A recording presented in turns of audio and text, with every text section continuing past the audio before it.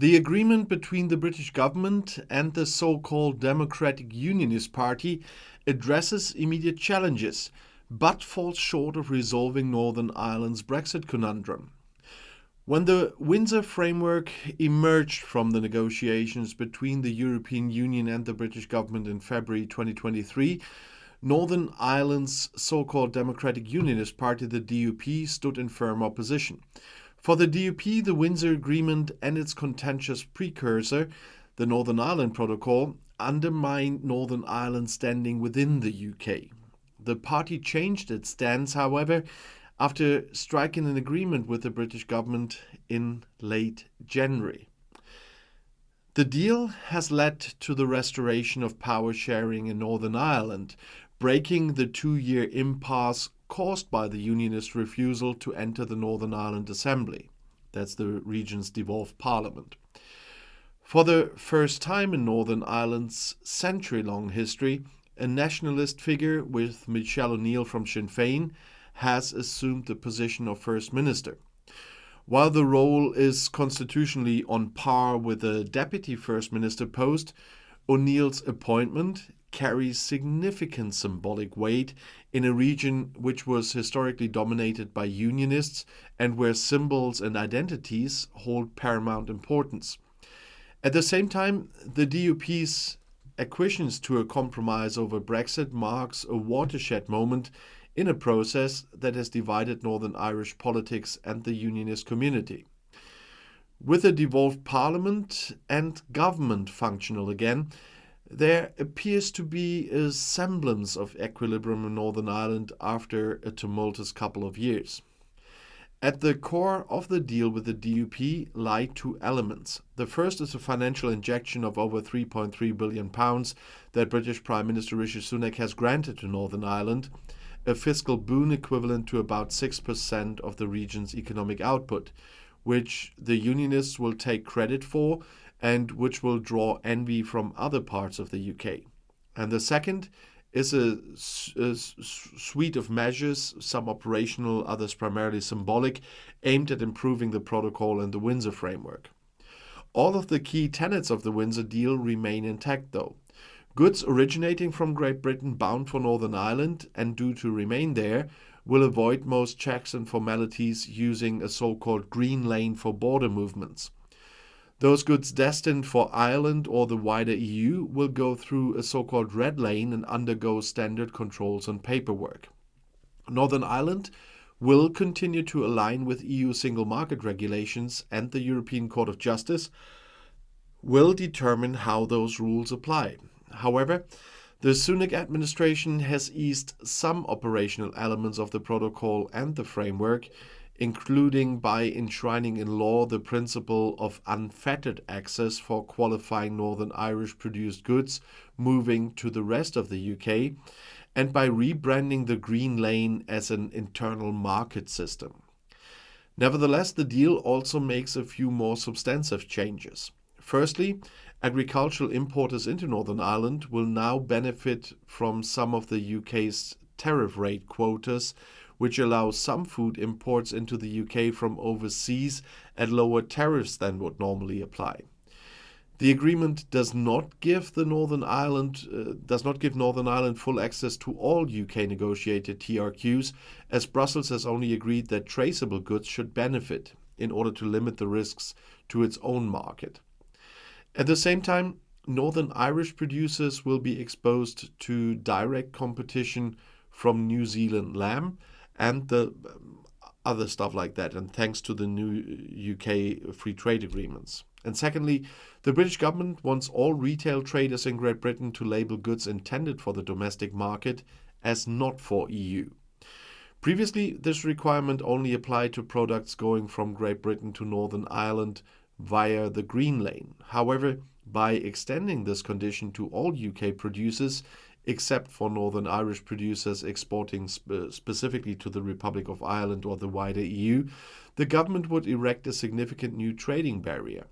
And this move would particularly impact the agri-food sector, which accounted for 65% of all exports to the EU in 2023.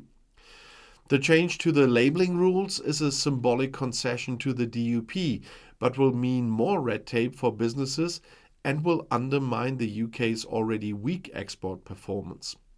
And thirdly, the UK now has legislation aimed at preventing future agreements with the EU that might erect fresh regulatory barriers between Great Britain and Northern Ireland.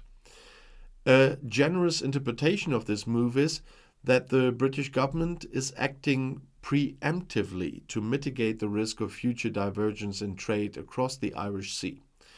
A more skeptical view is that this measure is strategically crafted to hinder further integration of Northern Ireland into the EU single market. Above all, laws to prevent new regulatory barriers seem unnecessary.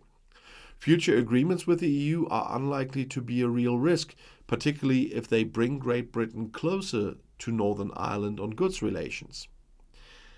The bigger concern is that Westminster may adopt legislation that deviates from the current EU standards applicable in Northern Ireland. The deal's practical implementation will be a challenge. Although the Windsor Framework significantly reduces checks on goods moving across the Irish Sea, the risk of border friction will increase when Great Britain diverges from EU rules relating to trade in goods that apply to Northern Ireland, or when the European Commission adopts new regulations applicable in the region. Admittedly, these risks will be monitored by an intricate system of new committees that are being established to tackle any emerging threats. But the practical execution of these measures, many of which will be overseen by the resource-strapped Northern Irish Assembly, will be a formidable task.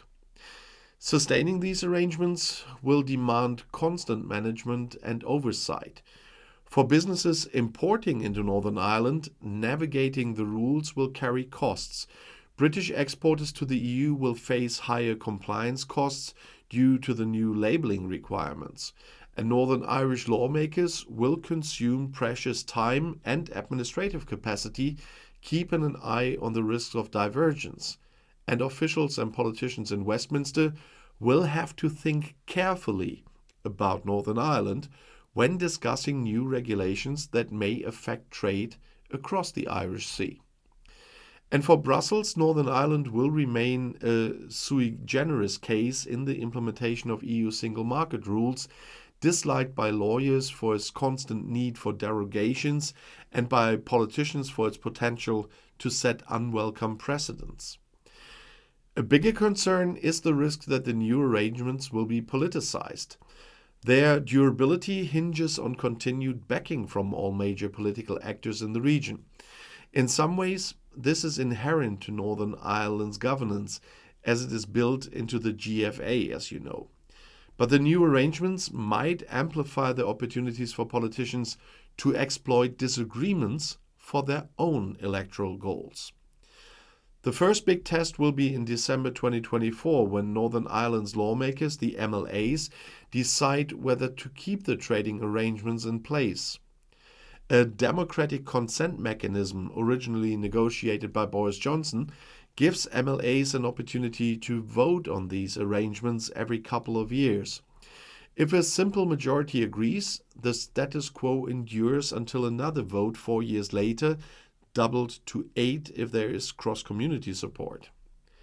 Failure to secure a majority in December would nullify the core of the Windsor Framework, forcing the UK and the EU back to the negotiating room.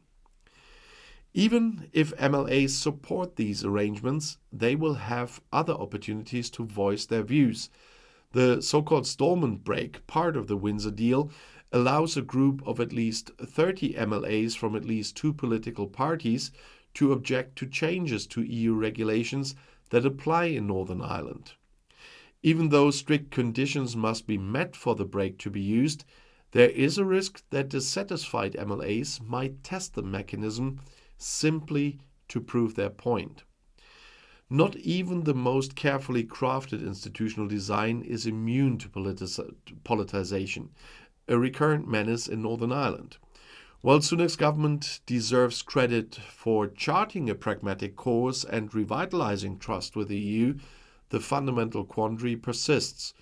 4 successive Conservative governments have grappled with the question of how to enable Great Britain to leave the single market and customs union, given it the freedom to diverge from EU rules, while simultaneously maintaining a seamless border on the island of Ireland and unimpeded trade between Northern Ireland and Great Britain, all without jeopardizing the hard-won peace process.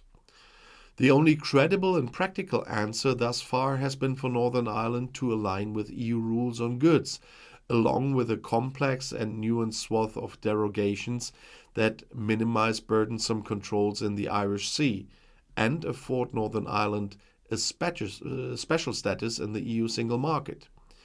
If, however, Northern Irish politics gets in the way, or if relations between London and Brussels sour again, the delicate equilibrium upon which these arrangement rests could falter. The reality is that fully addressing the challenges that Brexit has created in Northern Ireland requires regulatory uniformity in goods trade between the entire UK and the EU. Only that would allow the movement of goods, both east-west and north-south, with minimal friction. The present arrangements obscure the immediate need for this solution, but they ultimately leave Northern Ireland's Brexit conundrum only partially resolved. And if you want to know more, the next video is right here in the end screen. I'll see you there. I'll be back.